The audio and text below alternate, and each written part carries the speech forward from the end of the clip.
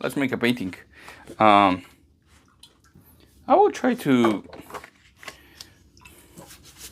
Let's put water on the back first. I try to be more on a. Well, if you don't think I'm on an abstract level, I try to be even more on that. Although when I think about it more, I think my paintings are more like expressionism than abstract. But you know, name of words, game of words. So let's start with this. What is this? I'm just gonna pour it a little bit there. I'm gonna dip my brush, and we're gonna go very simple. I'm gonna hit a couple strokes and repeat them over and over. And I'm going only from right to left. There we go. The paper is almost dry, so that's why we have this kind of marks. I make a lot of paint. I put a lot of paint, and watercolor is not very famous for putting a lot of paint. But I come from more like a oil painting background, so I guess you can see that when I'm doing this kind of stuff. But this time I'm gonna try to go very loose. Nothing too much going on. It's gonna be everyday landscape. We're gonna put a little bit of this yellow, deep yellow.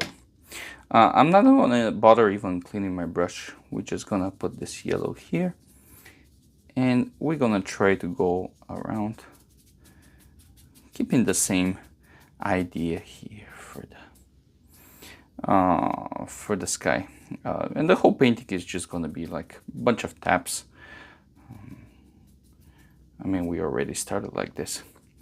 Very important when you do something like this, and not only this, but when you do anything in your life, when you create something, try not to destroy it immediately. So if I create these colors here that I like, there is no reason for me to go and destroy them right away.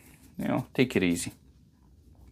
Once you create something, or you have success, or you did something you like, don't hurry up to destroy it, pretty much. And of course, I'm giving this advice, and I did that so many times. Create something nice and then immediately destroy it. It's like, but it's more easy to give advices than follow them up, of course. Now, of course, we're gonna go on a foreground, and we're gonna need to have that kind of connection between the sky, the top portion of the painting, and the bottom portion of the painting. Here we're gonna use some of the we're gonna treat it more like a oil painting again, as I said earlier. There we go. We're gonna use some of that blue, left and right, and we're taking it straight up blue. Now we're gonna take some of the sea blue black, one of my favorite color, and put some dark spots on the foreground. Look at that. So we can drag the attention here. Also, it's gonna frame the midground, because now we have something dark here, something light here, so we got a pretty nice contrast. And here is where we're gonna start working on right now. Now, of course, here we can do all kind of stuff. In my case, I will grow up some mountains. That's it. Simple. And they're just gonna be on the background. I'm gonna take a little bit from here and put it here. Here and put it here. There you go. I'm gonna take my palette knife, scrub it out, whatever is left here, and we're gonna add the horizon line. There we go. So we wanna still wanna stay on a more expressionist level. Good.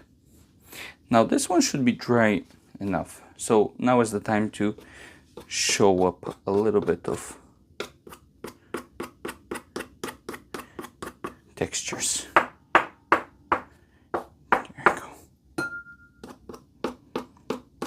Not too much. We don't want to go too crazy on it. I'm gonna take my flat brush, and start removing some paint here. There it is. 1, 2 lines, 3 lines. There we go. Very simple, just to break the monotonous. We need to break the things up. Now, of course, if we have this here, we want to do the same thing in the sky. So we can establish they're friends, they're not enemies. So what better place to do that than here? Because here is the most flattest colors we have. It's pretty flat. This is going to give us opportunity to destroy that, of course, flatness, and make it a little bit more interesting. There we go.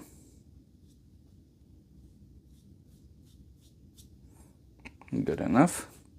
And of course, same thing is going to carry around the midground. Now the midground is a little bit different. This one is more floating, this one is more floating, but this one, there's going to be more edgy.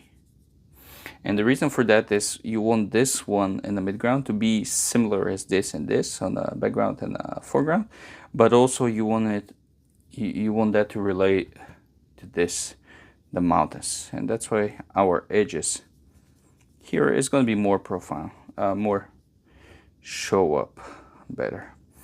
There you go.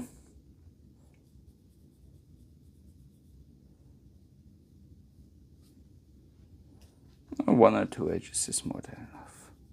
People will get it. There you go. Simple, very simple. Now, of course, we can go and add details, like maybe a house or a fence. But I think I'm gonna stay like this. I would prefer to stay more on an abstract level.